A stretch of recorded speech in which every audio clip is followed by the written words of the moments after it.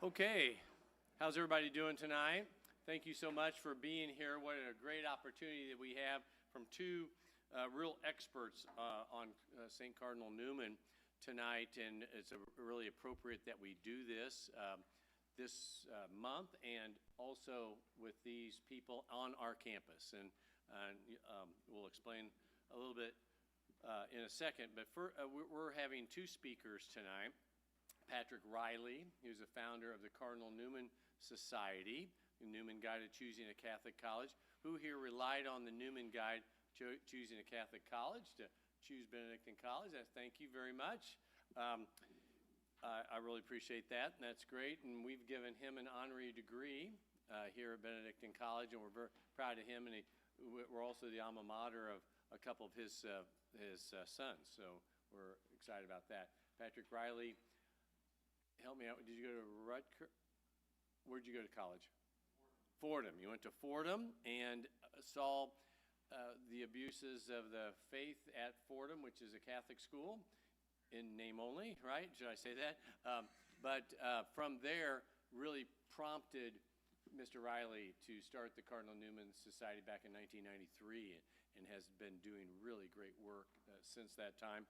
Through that time, has become an expert on Cardinal Newman, so we're excited about hearing his comments. We also have Dr. Matthew Muller, who is obviously a theology professor here at Benedictine College. He was a student when I became president, played basketball for us, converted to the faith, became a focused missionary, I believe. Is that right? And got his PhD in theology at St. Louis University. And he has become a Cardinal Newman expert as well, because he helped provide information for what I'll call the application for Cardinal Newman to become a doctor of the church. Put this in context, there have been thousands of saints in the Catholic Church, hundreds of popes, and only 38 doctors of the church. And our very own Matt Muller helped get him be named a doctor of the church, which happens on November the 1st of this year. So both Dr. Muller and Patrick Reilly will be in Rome for that ceremony. We're excited about that. Both of them will talk about Cardinal Newman, and I think Dr. Muller will talk about the process a little bit too, which is kind of an interesting process.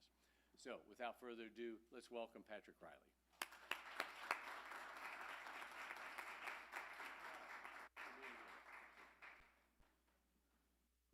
Well, thank you. It's good to see everyone.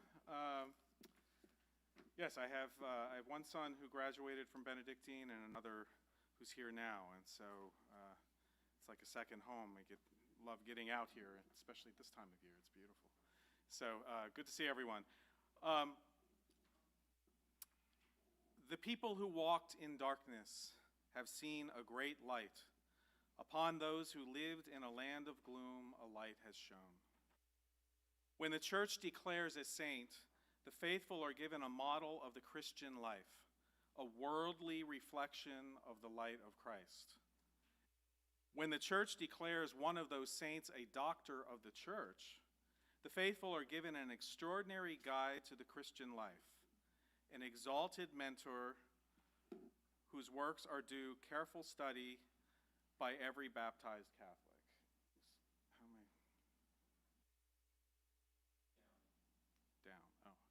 There we go. This year, on the Feast of All Saints, Pope Leo will declare St. John Henry Newman the 38th Doctor of the Church. He will be singled out among the more than 8,000 men and women who are traditionally revered as holy saints.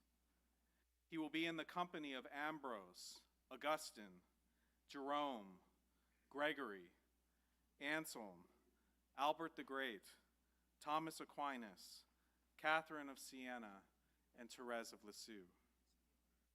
It's an extraordinary gift from God and a very special moment, especially for Catholic education. Deo gratias, hallelujah. So what is a doctor? A doctor teaches, a doctor heals. Each of the great doctors brought healing to the church. amid the special darkness of their time brought on by paganism or heresy or ignorance. And to appreciate the doctors, we need to know something of the diseases for which their remedies are so highly recommended by the Church. Newman was keenly aware of the fallen state in which the students at his Catholic University of Ireland came to him for learning and formation. He saw the same in his elementary and secondary students at his oratory school of Birmingham, England.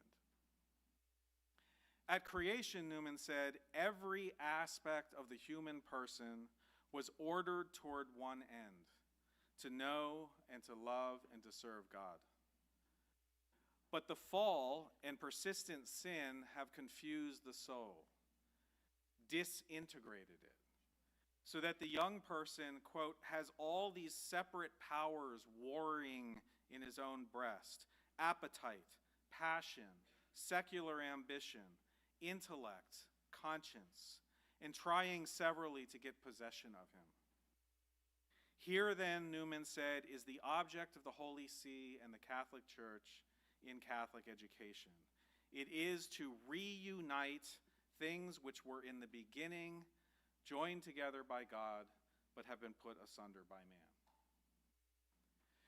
Newman was intensely personal. He insisted on a pastoral approach to his students, and he yearned for their salvation as well as for their intellectual formation.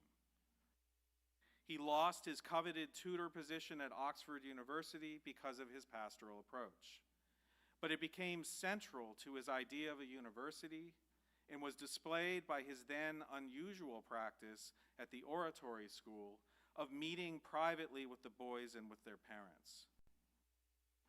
When named a cardinal late in life, Newman appropriately chose the motto, cor ad cor loquitur, speaking heart to heart.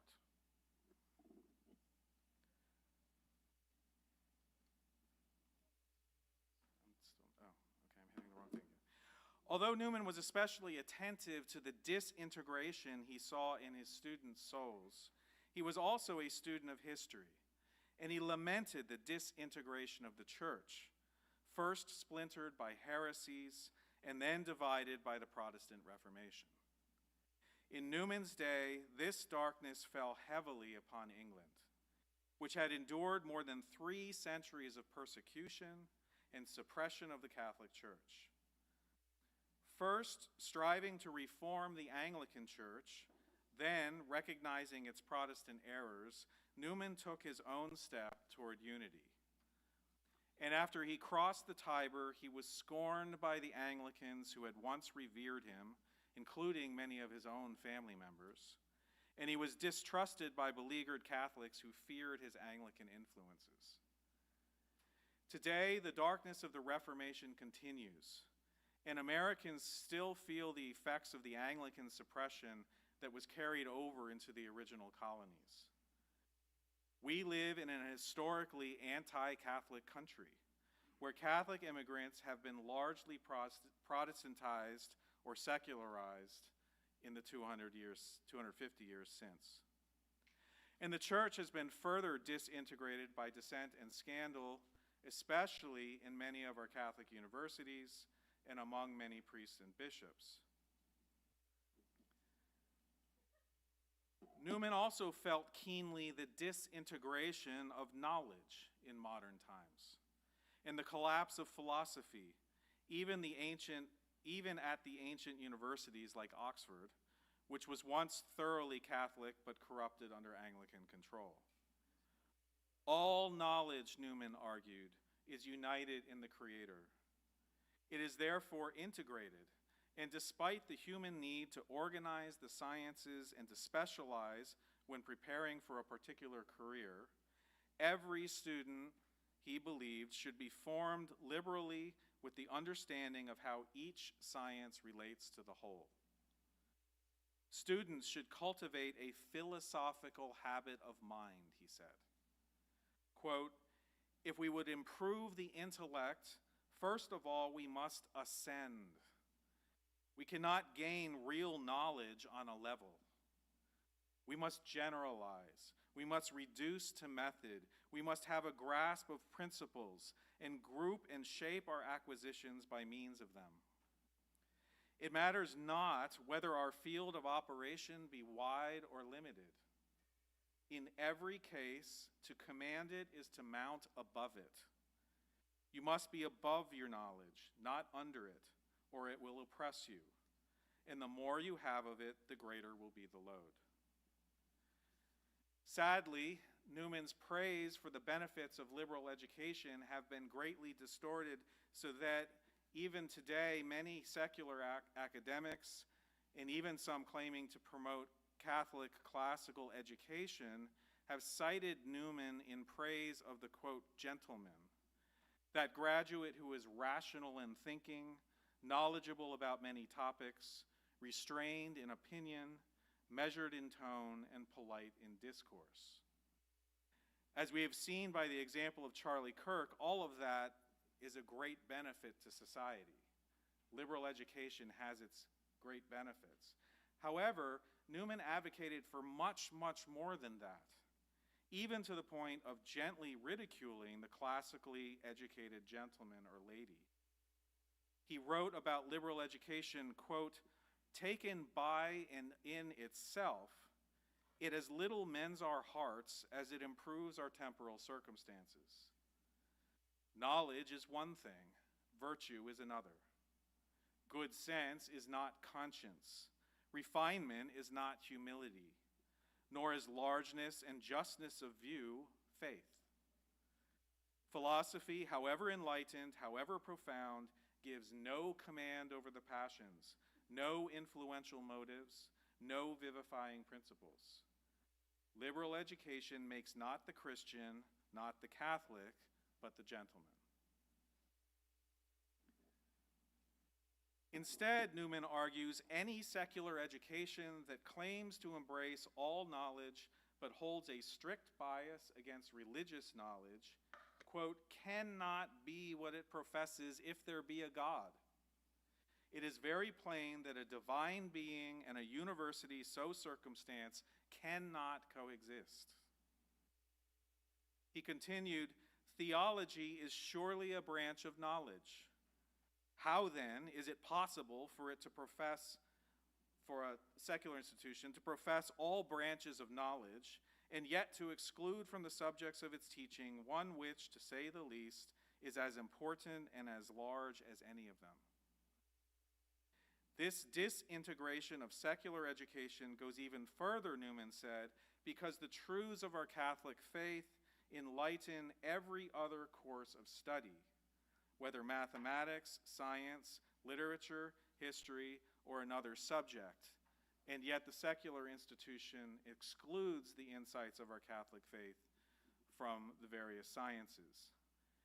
He said, quote, revealed religion furnishes facts to the other sciences which these sciences left to themselves would never reach. And it invalidates apparent facts which, left to themselves, they would imagine. Unquote.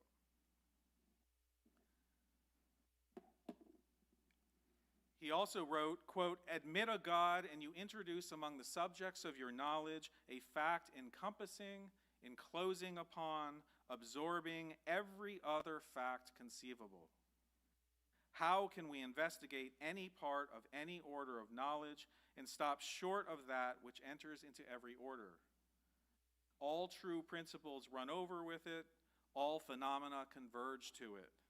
It is truly the first and the last. You will soon break up into fragments the whole circle of secular knowledge if you begin the mutilation with the divine. Finally, education becomes disintegrated without the aid of the church because it is dangerous and ultimately destructive to cultivate only the human mind without attending to the full person, including the passions, the will, and the conscience. The student who is intellectually capable but morally, socially, and emotionally unhealthy is a danger to society and the church. In a secular education, quote, it is not that you will at once reject Catholicism, but you will measure and proportion it by an earthly standard. You will throw its highest and most momentous disclosures into the background, and you will deny its principles, explain away its doctrines, rearrange its precepts, and make light of its practices even while you profess it.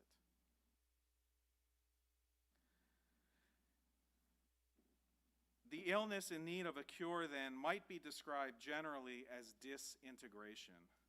And it is to this illness that I think St. John Henry Newman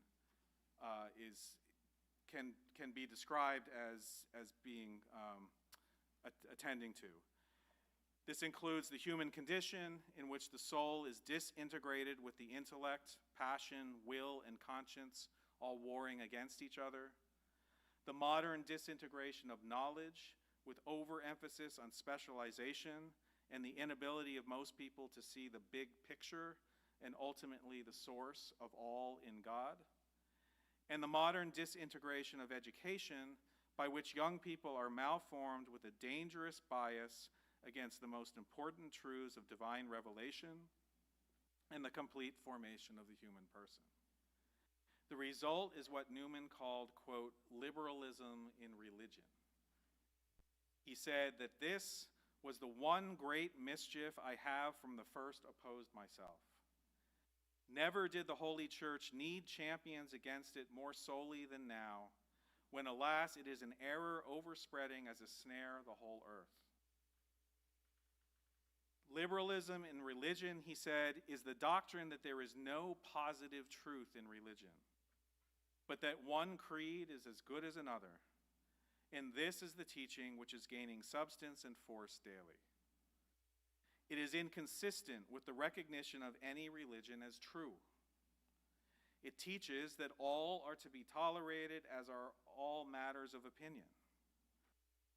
Instead of the church's authority and teaching, they would substitute, first of all, a universal and thoroughly secular education, calculated to bring home to every individual that to be orderly, industrious, and sober, again, his idea of the gentleman that results from a secular liberal education, is his personal interest. There never was a device of the enemy so cleverly framed and with such promise of success, unquote. In an earlier sermon titled The Infidelity of the Future, Newman warned that the world was becoming, quote, simply irreligious. I know that all times are perilous, he said. Still, I think that the trials which lie before us are such as would appall and make dizzy the great saints of the past who defended the church from heresy. Ours has a darkness different in kind from any that has been before it. The special peril of the time before us is the spread of that plague of infidelity that the apostles and our Lord himself have predicted as the worst calamity of the last times of the church, when it is said that the elect themselves will be in danger of falling away, unquote. So all of this is a very stark assessment of the modern age and of education. And only two other doctors out of the 38 doctors of the church, only two others lived during modern times, and I would argue that Newman especially speaks to the challenges that we face in modern times today. But here's what I want to convey to you. Christ's light shines brightest in the darkest times. Benedictine College, the other Newman Guide recommended colleges and schools and homeschool programs that are devoted to Newman's vision for faithful Catholic education stand today like shining beacons over the valley. And in St. John Henry Cardinal Newman, Doctor of the Church, we have been given a prophet, a herald of renewal in what he called a second spring, an awakening and a reintegration of the person and the church that comes from an authentic education ordered toward communion with God. By his witness to steadfast fidelity, total humility, and the true formation of faithful Catholic education, Dr. Newman can help lead us into a glorious age of renewal and holiness, if it is God's will. Newman, despite his very stark view of the world and what we were facing and what has since come true since the 19th century, Newman was not depressed or intimidated by the great challenges facing the church in modern times. In his famous poem, Lead, Kindly Light, written at one of the lowest points of his life, he not only asks God to lead him, but he says he is content not to know the future, but simply to see each step in front of him.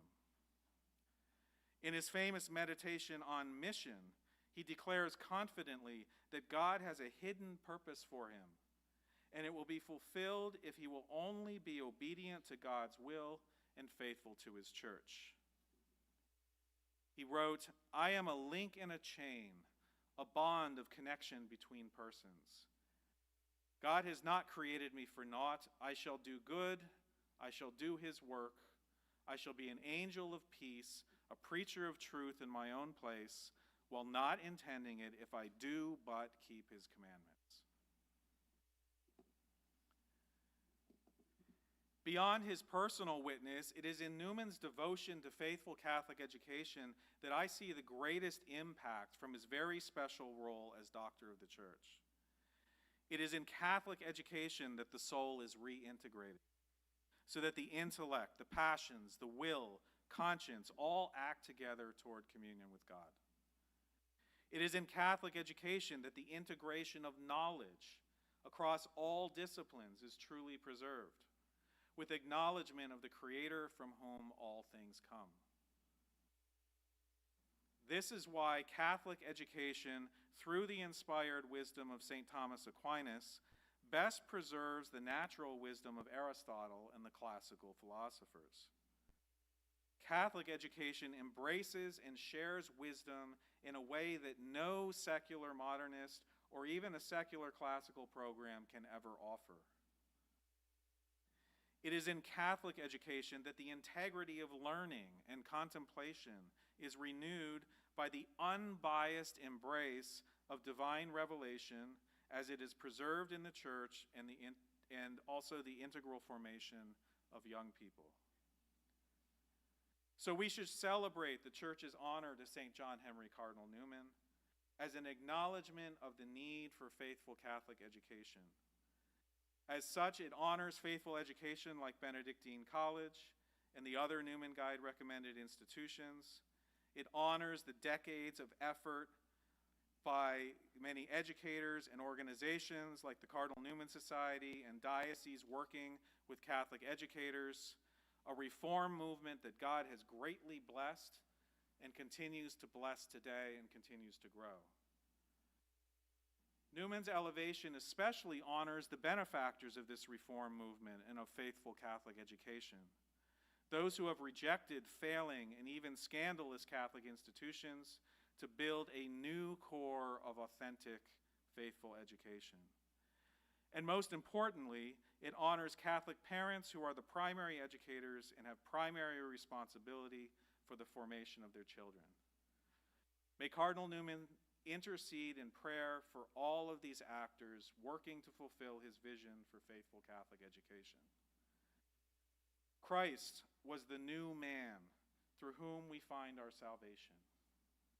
I find it comforting that he has chosen a doctor by that very title, a new man, to lead us out of what Pope Benedict XVI called the modern educational emergency.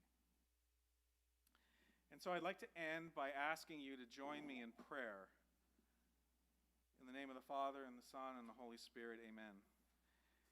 St. John Henry Newman, please intercede for us that God will bring more souls to Catholic education and form them according to your magnificent vision. Eternal Father, grant that Catholics might strive for wisdom through faithful Catholic education to be formed according to Newman's vision when he said, quote, "I want a laity, not arrogant, not rash in speech, not disputatious, but men who know their religion, who enter into it, who know just where they stand, who know what they hold and what they do not, who know their creed so well that they can give an account of it, who know so much of history that they can defend it. I want an intelligent, well-instructed laity. I'm not denying that you are such already, but I mean to be severe and, as some would say, exorbitant in my demands. I wish you to enlarge your knowledge, to cultivate your reason, to get an insight into the relation of truth to truth, to learn to view things as they are, to understand how faith and reason stand to each other. What are the bases and principles of Catholicism? And where lie the main inconsistencies and absurdities of the Protestant theory? You ought to be able to bring out what you feel and what you mean, as well as to feel and to mean it. To expose to the comprehension of others the fictions and fallacies of your opponents, and to explain the charges brought against the Church to the satisfaction not indeed of bigots, but of men of sense, of whatever cast of opinion. In the name of the Father, Son, Holy Spirit, amen. Thank you.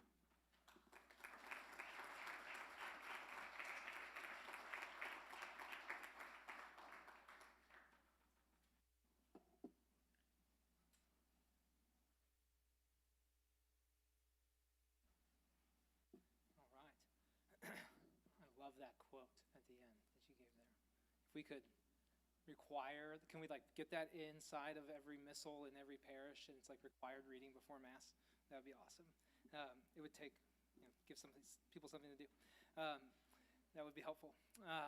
Awesome. So that was excellent. Thank you for that presentation.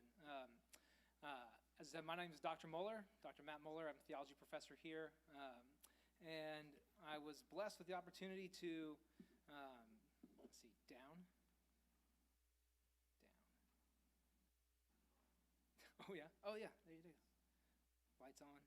There we go. Right. I was blessed with the opportunity to contribute to what's called the Positio, which is essentially the application to the dicastery for the causes of saints to ask the Holy Father to name Newman a doctor of the Church.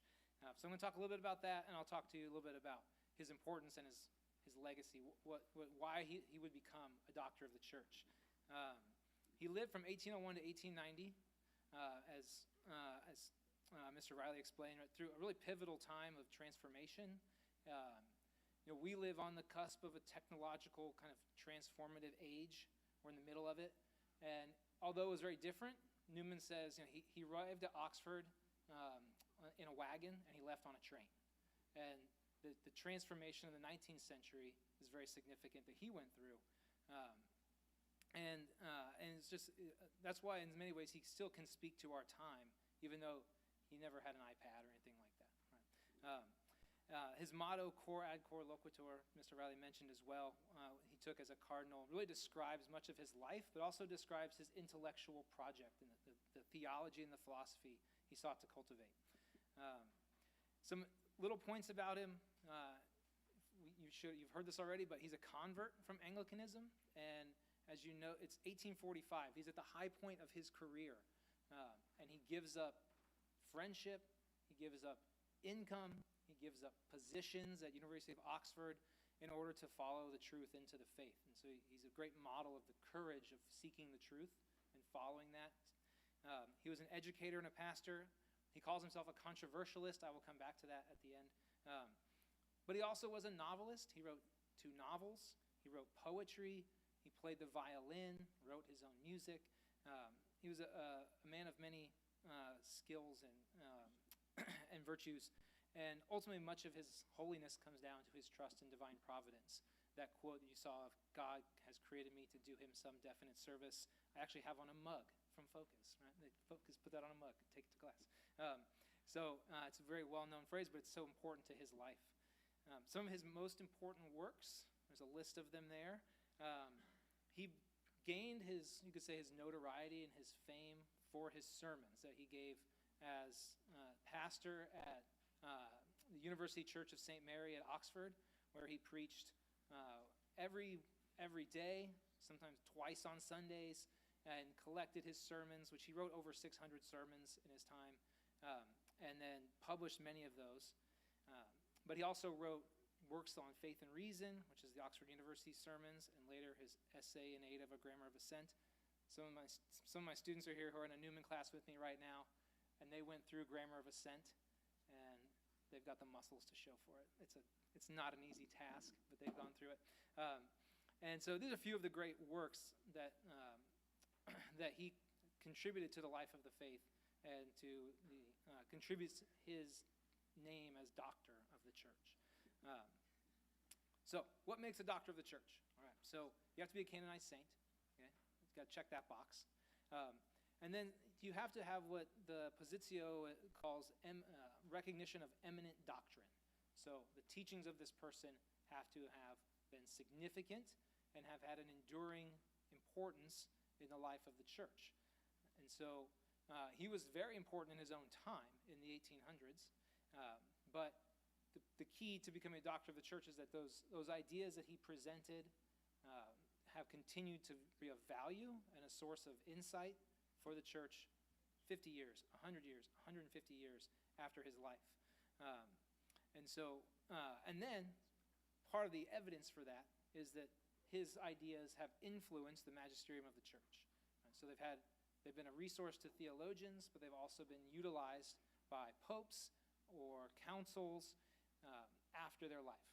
And so with those criteria, that's sort of what the group that was making the petition was trying to make the case for, that he has had an eminent doctrine, and that to see that his ideas have influenced the Second Vatican Council.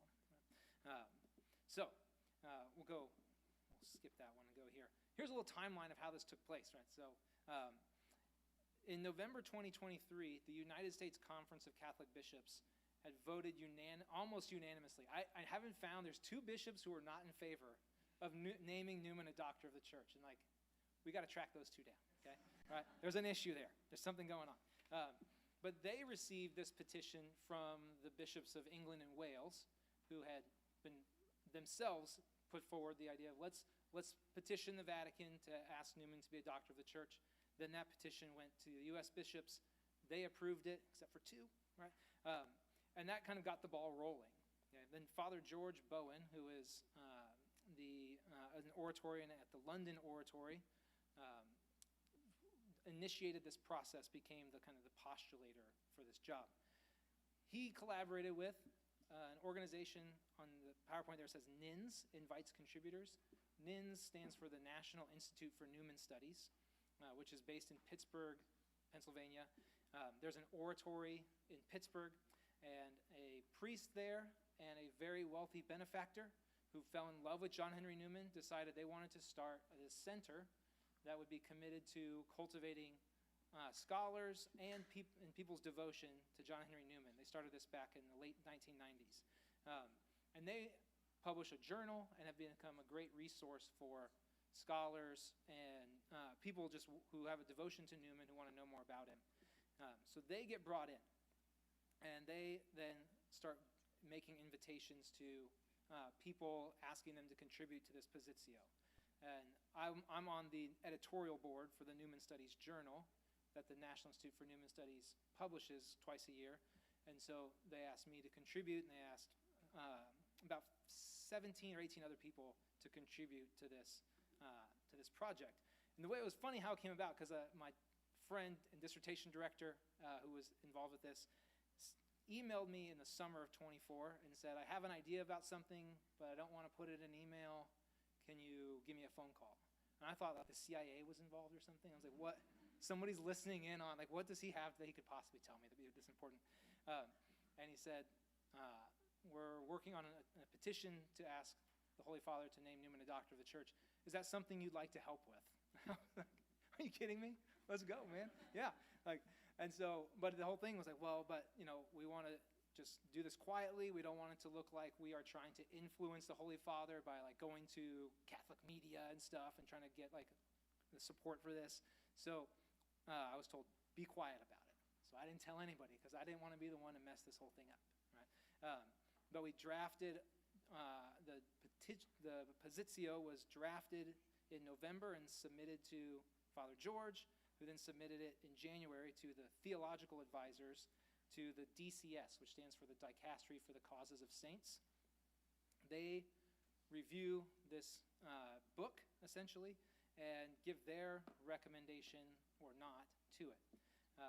They did review it, and they passed their recommendation on to the cardinals and bishops who are part of the Dicastery for the Causes of Saints, for them to then deliberate, and then they would give their recommendation to the Holy Father. But there was a little hiccup because Pope Francis passed away April 21st, and so all kind of dicasteries' works are put on hold when the Holy Father passes away. Everyone just stops what they're doing, right? And there's a much more important event going on at that time, right? So then Pope Leo was elected on May 8th, and we were hoping to hear something like in May, right? That the Pope had either approved or disapproved, right?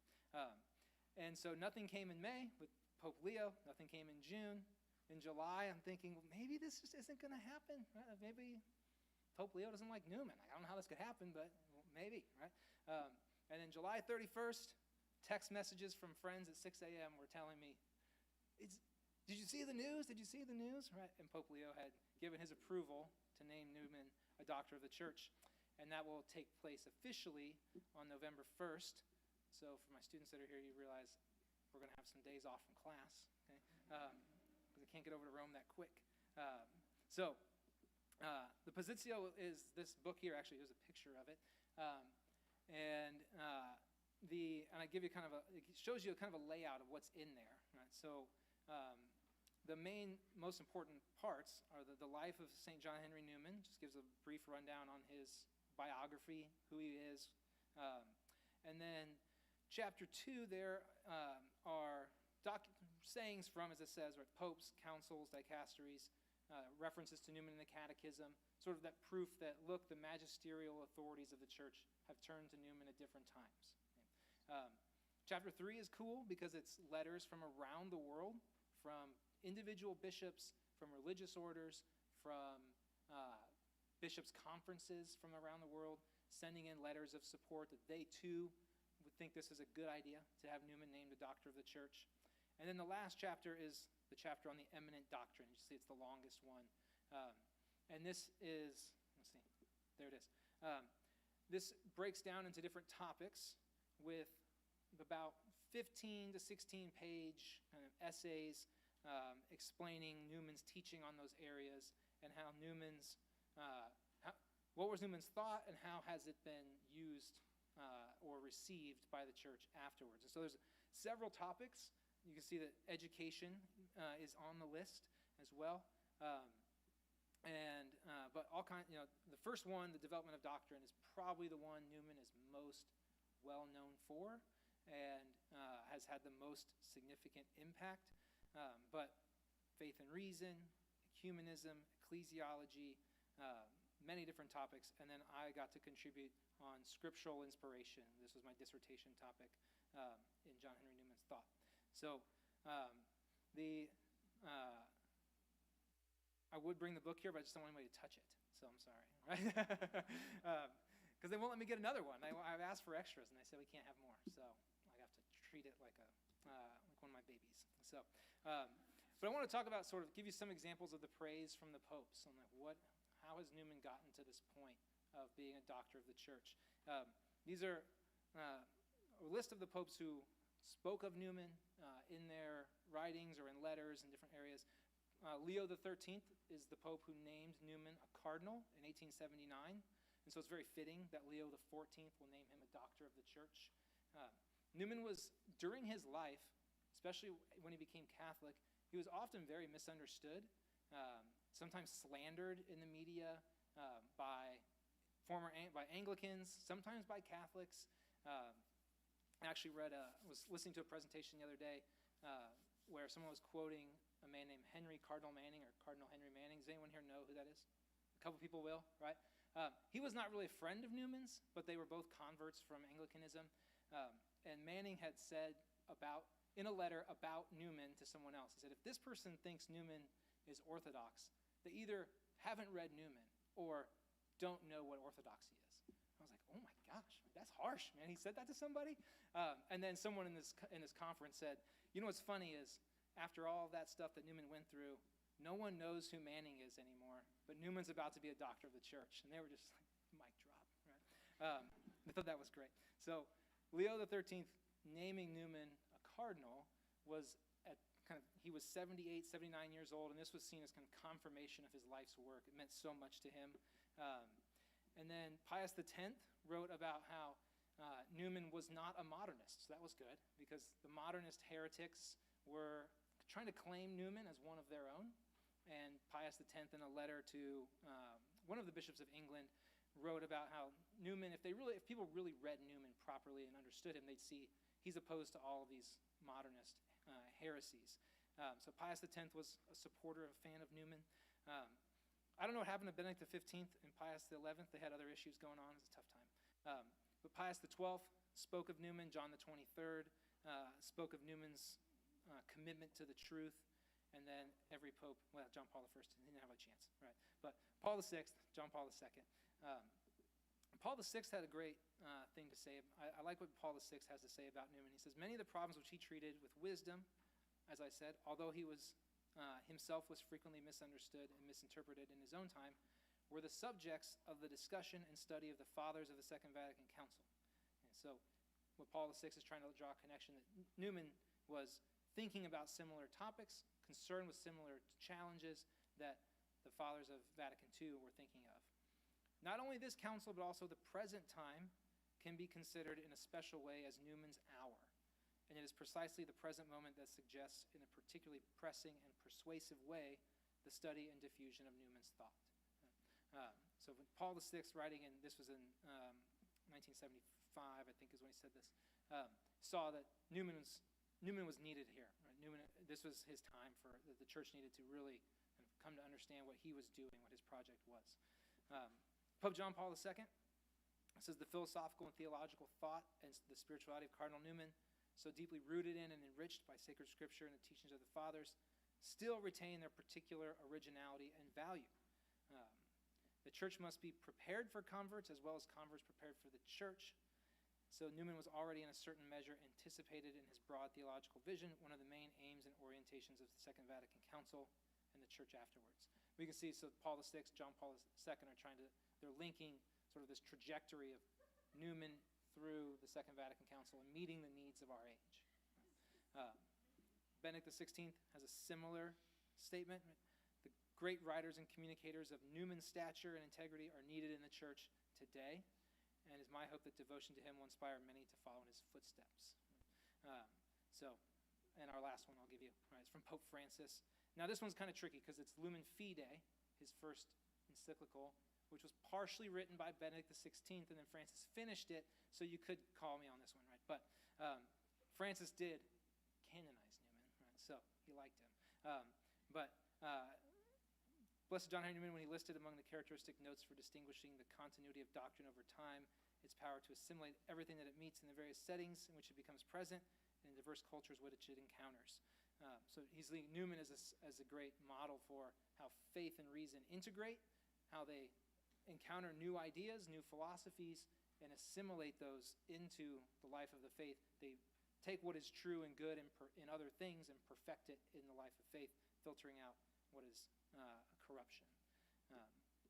So we have many examples of the popes here that see in Newman a light for our time and why they evidence for why he should be called a doctor of the church. At the Second Vatican Council, a couple places where we would see Newman's influence specifically is in De Verbum chapter 8, or section 8, where it specifically talks about there's a growth in understanding guided by the Holy Spirit of divine revelation in the church.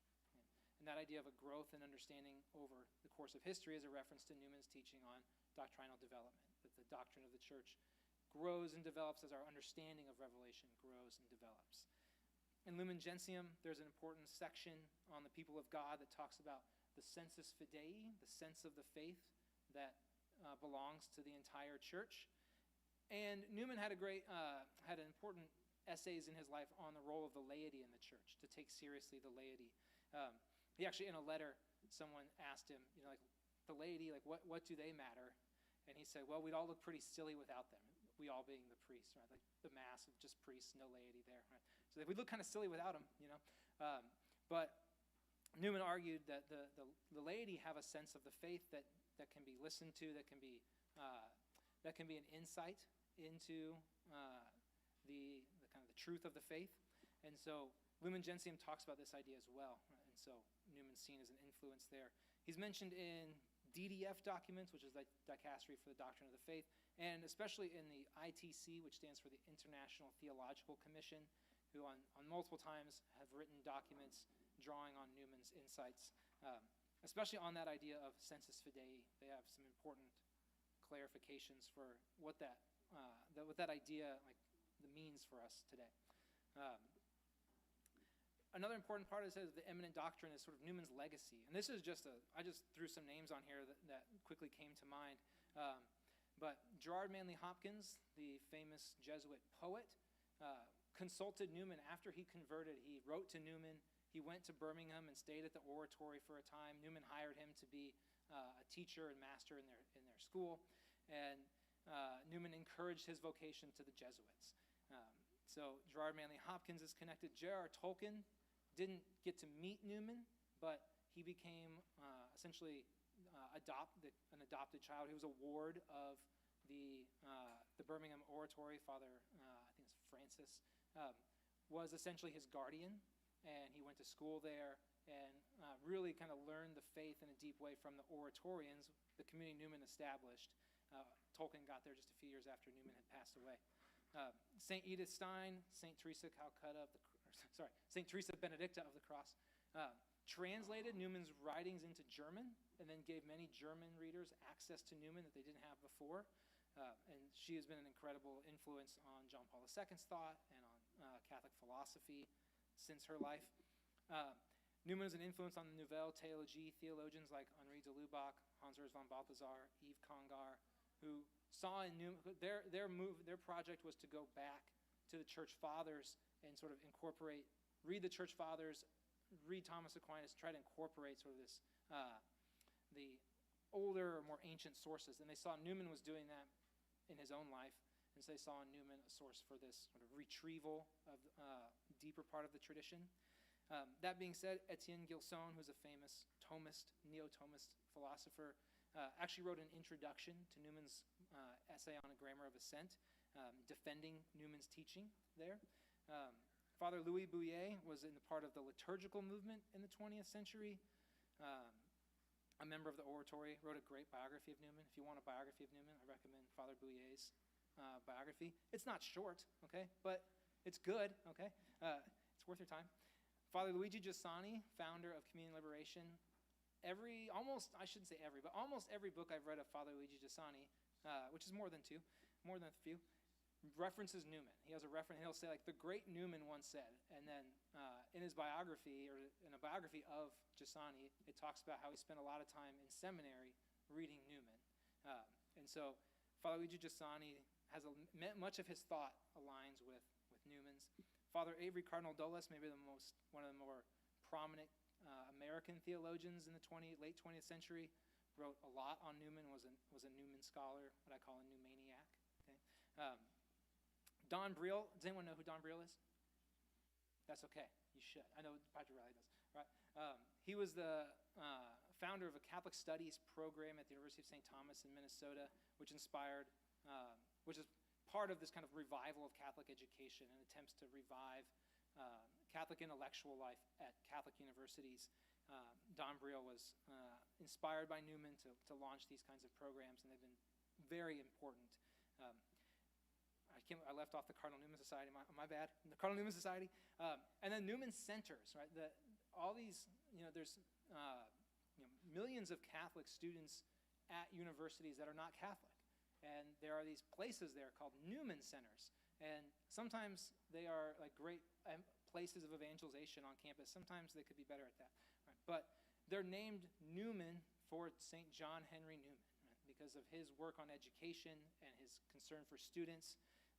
These were founded in the early 20th century at secular universities in America to be sources of faith formation for Catholic students on campuses. So he's had a legacy in campus ministry as well.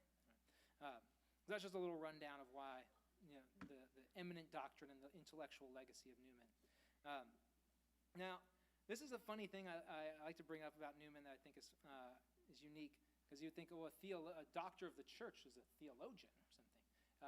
And he said, really, I'm not a theologian. And I think he's just being humble here. He was responding in a letter to a friend about why he wasn't going to the First Vatican Council.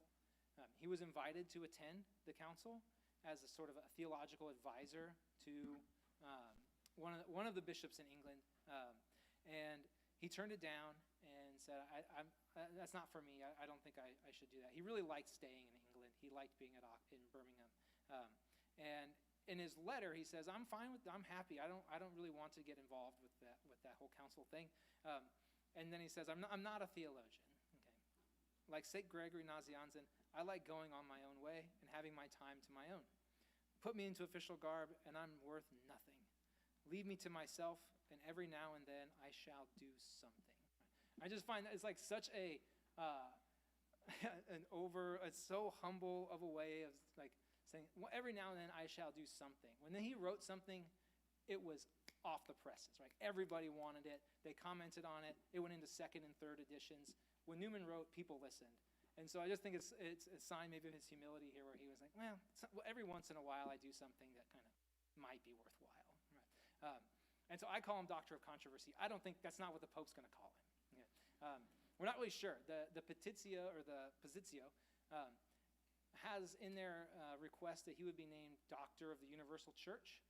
And it's unclear to me if that's like actually what they're asking the Holy Father. So sometimes the doctors of the church have a specific title, like the Doctor of Grace or the Doctor of whatever. There's been many things people have thought. Newman should be the Doctor of Conscience, because he wrote so much on the role of conscience, and he himself had a profound experience of God through conscience. So that has been put forward. I've seen people say the Doctor of Friendship, because he would spend hours a day writing letters to people and responding to letters that people sent to him. Hours. And he collected and kept them all. So there's 33 volumes of his letters. And that's not even all of them, but that's what they were able to get published. And so Doctor of Friendship, potentially. When I go to Rome, if the Pope needs my advice, right, I would ask him to name Newman a Doctor of the Heart, is what I would go with for the Cor ad Cor Loquitur, because I think the heart is both his pastoral and his intellectual life. But a controversial one would be Doctor of Controversy, because he entered into subjects that were difficult. He was not afraid to enter into subjects that were challenges to the faith of others and try to find a way to help navigate those things, even though he didn't have a definitive answer necessarily. He wanted to help Catholics enter into and defend, just like the quote that we used as the prayer at the end of the first presentation. He wanted to help Catholics be able to defend their faith, and so he called himself a controversialist rather than a theologian. I think that's very, very fitting description of the man. And so I'm really excited that he will be the newest doctor of the church. And like I said, it's very blessed to be part of it. And you also kind of recognize that, like, I'm just living at the right time, right? There's so many people that have been Newman scholars and Newman enthusiasts for years. Edith Stein translating things in German, people translating things in French, people doing this work, praying that Newman would get this title. And so it's really kind of it's certainly a blessing to actually be able to see it and be part of it. So with that, we'll wrap up and do some Q&A. All right. Thank you.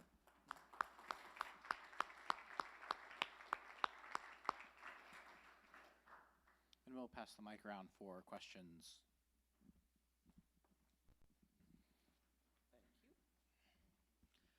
This would be first off, congratulations to both of you. This has to be really special for you. So, what would you say would be the most practical or salient books that we could read, either about St. John Henry Newman or any letters that St. John Henry Newman wrote personally, which, like, wow, this is so important for modern times? Like, what would you recommend on that?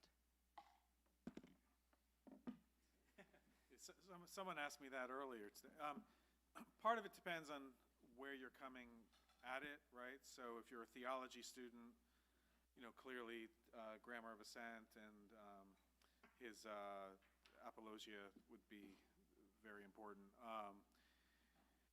I think for someone who just wants to be introduced to Newman, I would go to his sermons, particularly his Catholic sermons. I mean, his sermons while he was at Oxford are also really enlightening, and I haven't come across anything that I would say is contradictory to the I mean, there are a couple times where he directly challenges and opposes the Catholic faith in terms of saying it's wrong and don't follow the Pope. But aside from, I mean, the first time he went to Rome, he wrote in his diary that he was going to the home of the Antichrist. Yeah. So it was quite a conversion for him to change from that. So I would start with the sermons, but there's so much. I mean, his poetry is amazing.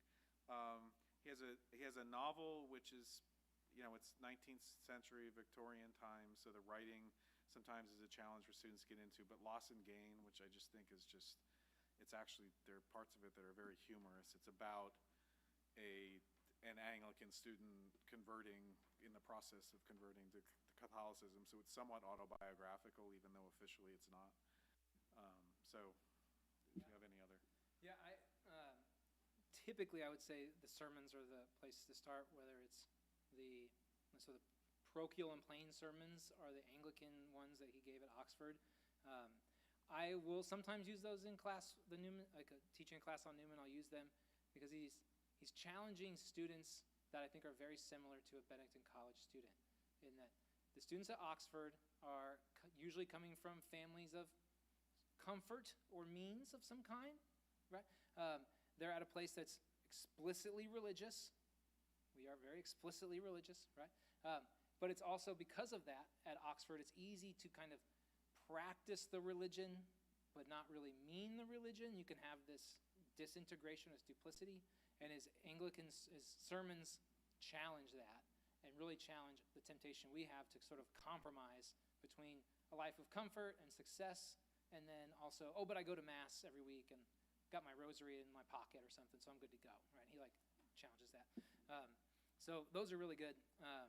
And then if you're looking for sort of an intellectual challenge, but not that's going to demoralize you, is the Oxford University sermons, which are his first attempt at articulating faith and reason. That the later writing, like Grammar of Assent, is the completion of. But the Oxford University sermons are really good intellectual introductions to his understanding of faith and reason.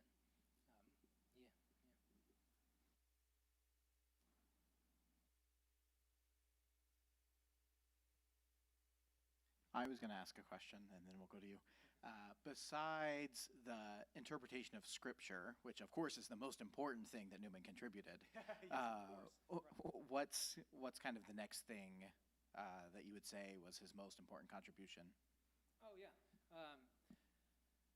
Well, so it's like what's most talked about, and then there's like my opinion, right? So I think development of doctrine is the most important thing, and sometimes you guys probably don't recognize Seinfeld references, but if you ever saw the show Seinfeld, okay, Jerry Seinfeld had a neighbor named Newman, and he would get mad at him and he'd go, Newman, right? And he just goes, Newman, right? And sometimes I feel that way because Newman needed, and it was important that he taught and developed and explained this theory of doctrinal development. But now the cat's out of the bag, right? And there's this temptation in the church today to say, well, we don't like this teaching. We can change it. Development of doctrine is happening right before our eyes, right? And that's not how Newman meant it. He wasn't writing like a recipe for how to change the church, but it's getting used that way. And so I think part of the danger of becoming a saint and doctor of the church is that your ideas are misunderstood and misused. So development of doctrine, I think, is the most significant thing that he's contributed to sort of the intellectual, theological life of the church, but also needs to be properly understood and received. That, right? And then this references to the way in which the church has a sense of the faith, that the laity have a role in that, has been very significant. And I think rightly so for this era of a new evangelization and an era in the church where the laity take on more responsibility in the life of faith, teaching, parish leadership, education, all these things, right? That under like what Newman meant by a sense of the faith and the role of the laity is properly understood. I think is an important part that he has contributed that needs to be kind of continually worked on. So, does that help? Yeah, do you have any other? Yeah. Yeah, I would just add, you alluded to that in some of your talk about how he saw himself, and all of his major works are generally responses to challenges or to questions or to things. His letter to the Duke of Norfolk, where he really gets into the issues of conscience. His apologia was in response to people questioning his conversion and the authenticity. So he was always responding to those things, but what he saw as his priority day to day, I would argue was education and was his pastoral work. I mean, that he literally wanted to devote himself to the parish that he was through the oratory and to the care of the other oratorians at the oratory and then to education. And so he spent it's about 2 or 3 years on trying to develop the university in Ireland, which the Pope had asked him to do and the bishops in Ireland asked him to do, and then caused him all kinds of troubles. And it never really came to fruition the way he intended it to. But then the rest of his life was focused on the oratory school and devoting very much time to that. And so he himself saw that his response to the problems of the age was to cultivate, and he wanted the laity to develop that understanding of faith and to cultivate it. And that was really his own focus.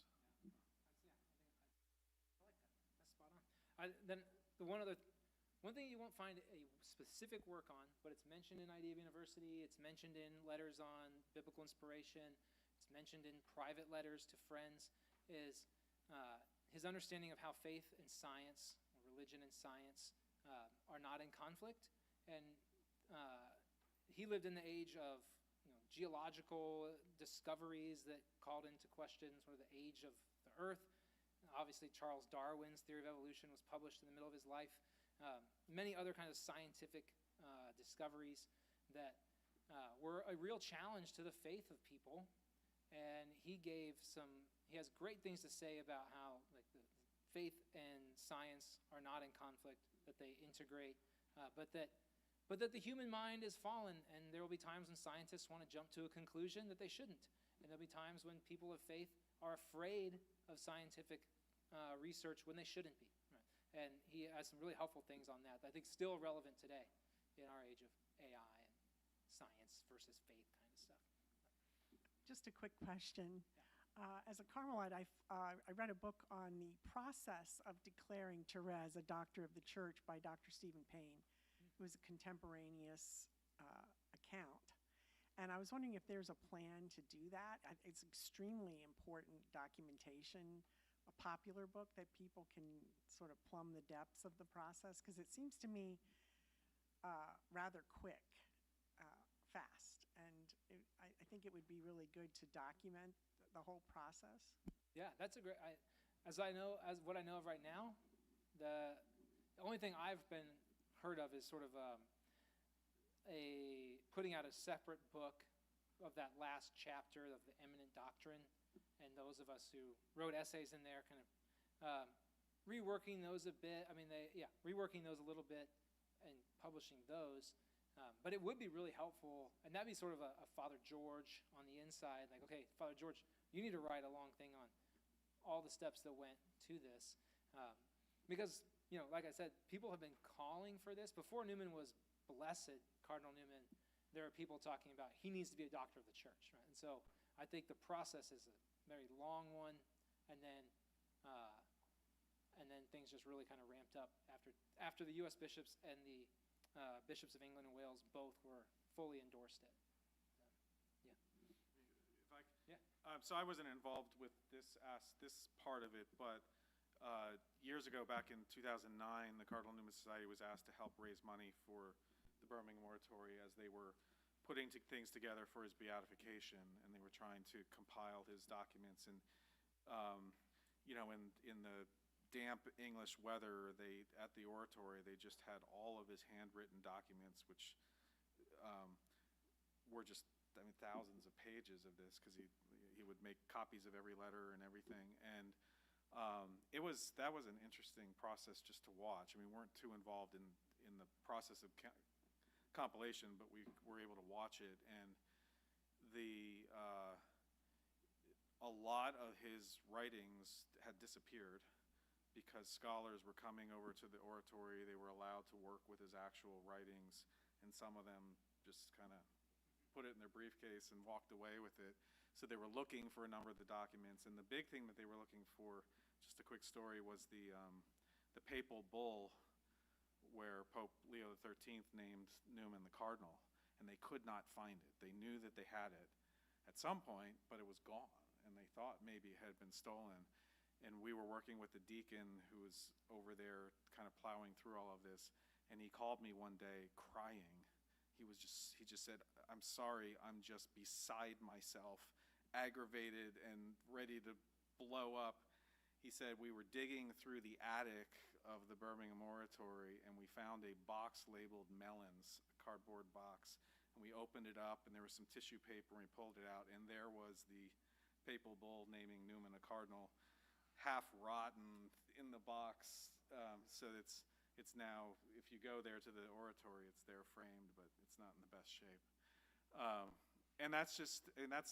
It was really interesting because you really get to see the human side of things. And also when you're dealing with Europe, Newman was 19th century. That's yesterday in Europe, right? In the United States, we think we're having the big 250th year celebration, and it seems like such a big deal, but to them, 200 years is nothing.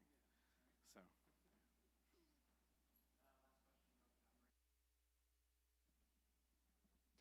So, Mr. Reilly, you spoke to Newman's work as a doctor in healing the remedies of our age, and particularly the disintegration that he saw around him. And Dr. Muller, we've been working through in the Grammar of Assent his work on informal inference and the illative sense and the ability of the human mind to arrive at a truth on the basis of multiple kinds of sources. And when I look around me in our society, I see that disintegration of society, of education, of our individual lives. So just want to ask, what do you think Newman has to teach us about what it means to live an integrated life, both from his teachings and from his own example?